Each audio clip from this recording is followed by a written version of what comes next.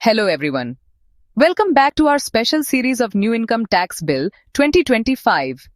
अगर आप भी न्यू इनकम टैक्स बिल 2025 के बारे में और जानना चाहते हैं तो हमारे चैनल को सब्सक्राइब कर लीजिए और अगर पुरानी वीडियो नहीं देखी हैं तो जरूर देखें।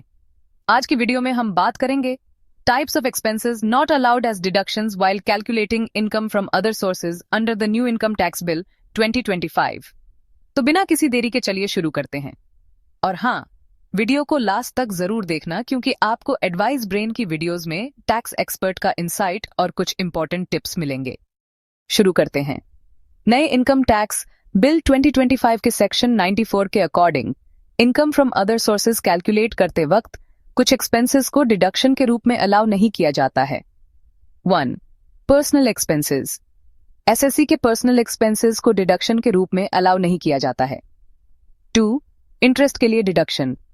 कोई भी इंटरेस्ट जो आउटसाइड इंडिया पेएबल हो, यदि वह रेसिपिएंट के हैंड्स में टैक्सेबल होता है लेकिन टैक्स डिडक्ट नहीं किया गया हो या डिडक्शन के बाद भी टैक्स सेंट्रल गवर्नमेंट को टीडीएस प्रोविजंस के अकॉर्डिंग नहीं दिया गया हो, तो उसके लिए डिडक्शन अलाउ नहीं होता।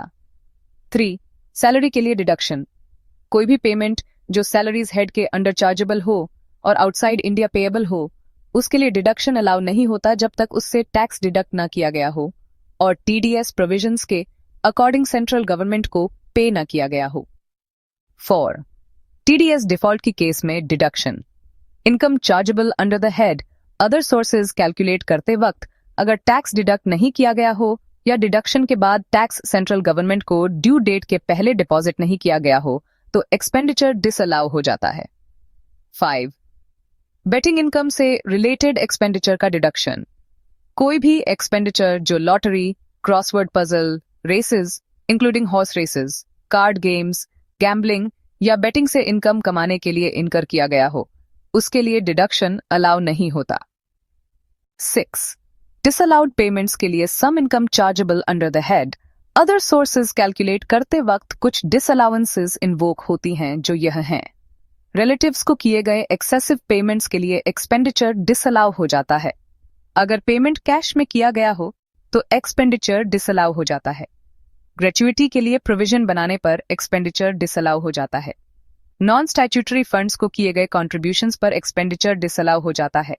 मार्केट टू मार्केट लॉस पर एक्सपेंडिचर डिसअलाउ हो जाता है। तो यह वह एक्सपेंसेस हैं जो income from other sources calculate करते वक्त डिडक्शंस के रूप में अलाउ नहीं किए जाते। और आज के लिए सिर्फ इतना ही। इसके साथ ही हमारा इनकम फ्रॉम अदर सोर्सेज भी खत्म होता है। मिलते हैं नेक्स्ट वीडियो में न्यू टॉपिक के साथ। और अगर आपने अभी तक एडवाइस ब्रेन को सब्सक्राइब नहीं किया है तो सब्सक्राइब करना मत भूलना। अगर आपको ये वीडियो हेल्पफुल लगी हो तो लाइक, शेयर और सब्सक्राइब जरूर करें। और अगर आपको और भी टैक्स रिलेटेड क्वेरीज हैं तो कमेंट सेक्शन में लिखना ना भूलें। मिलते हैं नेक्स्ट वीडियो में। Thank you and have a nice day.